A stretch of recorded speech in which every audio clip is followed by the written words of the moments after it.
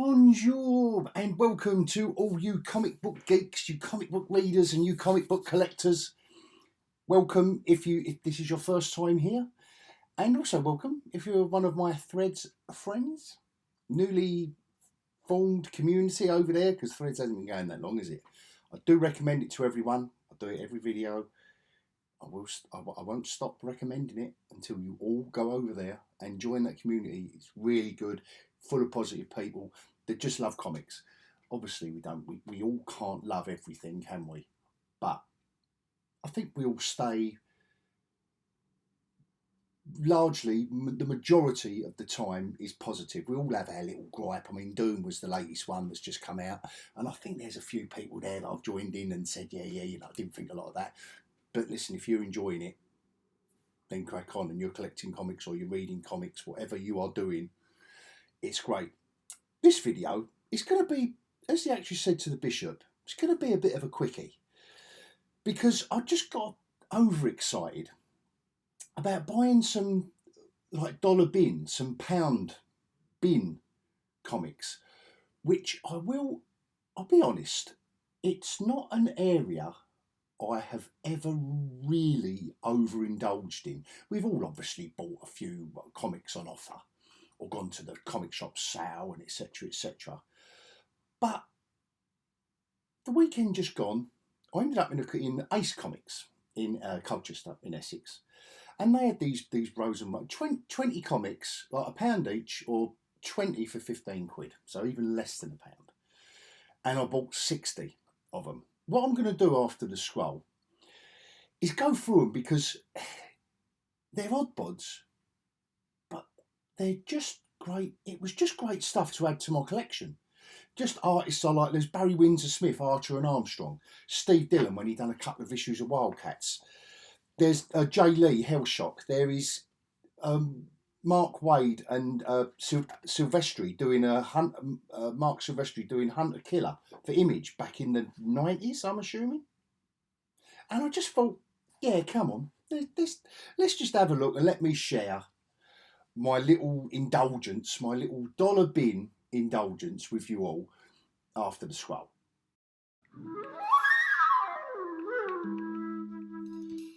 Okay, and guys, it's only a quick run through, just to skip through. Barry Windsor Smith, like Archer and Armstrong, got the collected editions, but why not have a comic with lovely Barry Windsor Smith artwork in it? I know it's from back in the day, and I know, it didn't really set the world alike like some of his stuff has. But yeah, just great stuff. I mean, I'd forgotten that Steve Dillon, I mean, such a, if you've read Preacher and the Hellblazer stuff, amongst other things, but it's classic Steve Dillon. You can't, why would I not want a Steve Dillon comic in my life for less than £1? And it is all the classic stuff. His style is unmistakable. Now, I've recently just bought the Micronauts, the Marvel original Bronze Age, and I just couldn't resist these. I mean, I won't show you the artwork inside, but I thought the covers were impressive, and Baron Karza, the bad guy in these stories. Again, did they set the world alight? No, they did not. Micronauts, I didn't even know Image had the rights, because obviously from Hasbro, so they must be bouncing them around now. Would be good to see the toys out again, actually. Then Hellshock, Jae Lee. I mean, I did have a couple of these, but in 1994, it was kind of a cross. He's kind of like got that Bill Sienkiewicz style that I love, and it is a cross between The Crow and, well, no, it's kind of a modernised Crow. I don't know what else I was going to say there, really.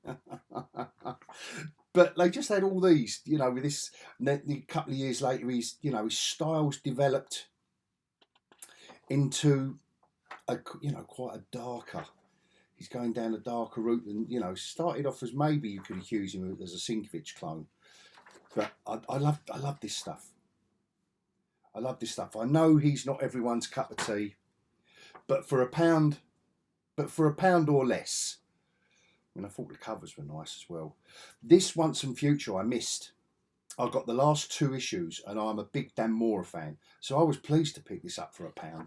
And you know, if you aren't familiar with his work on World's Finest, then you go and find it. Honestly, if you don't, just go and find anything that Dan Mora wants to draw for you, because he is a superb artist and comic book storyteller. Love it. I was really pleased to pick that up. And so I was also pleased that I'd never even heard of it. I had never heard of this character, of this comic, and it's Mark Waid, one of my favourite writers, and Marc Silvestri, one of my favourite artists. That Batman and Joker deadly duo that he's just recently done. A beautiful colouring job as well. And this is all classic Silvestri. This is obviously late 90s, when he was more of a image artist clone, but you could nevertheless, this is still lovely stuff. Nice cover here, and that was issue 1 of this series as well. So I've got the first 4 issues here. A nice Linsner cover. Well, what's the character he done all his artwork for? Let me know in the comments. I've got to forget something, you know. Again, the colours are nice. And Silvestri, okay, you could call him maybe a Michael Turner clone, maybe, back in this day. But I still loved his artwork. I really did. Even the covers are great. Silvestri covers. He is a good artist. Then a few Marvel bits. Doctor Strange, some nice Chris Bachalo artwork in here. I mean, say no more. You know, his work for Marvel has crossed many years. Obviously started off I first remember him from Image, Steampunk.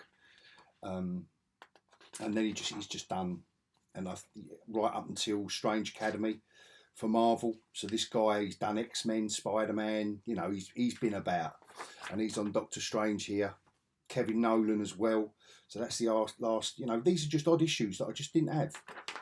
Just can't, it's just that Kevin Nolan's artwork again, you know, he's another great comic book artist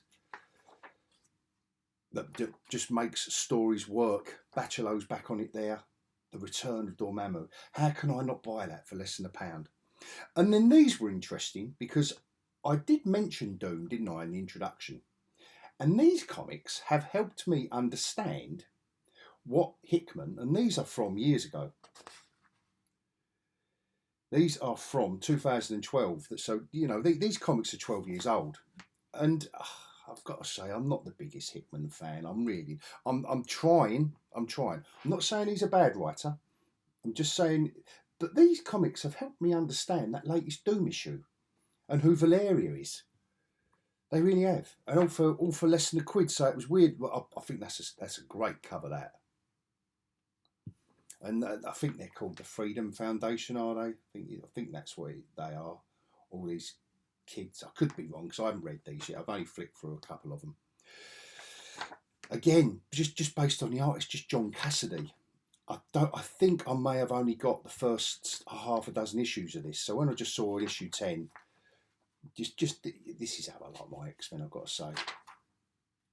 And I think Joss Whedon did write a fairly contained story where what's this, 1 page of artwork and 1 page of adverts?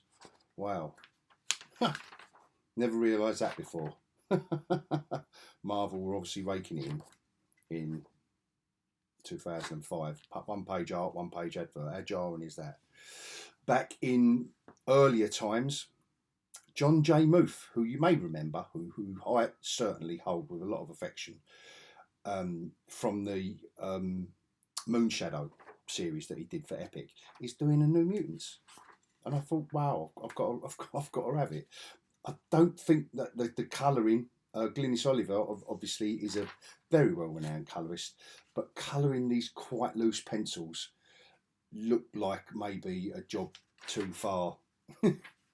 But nevertheless, a John J. Muth comic. So pick that up. An odd FF, an odd Defenders. You if you follow my channel, you know I've got a soft spot for these guys. And again, this wasn't the greatest run.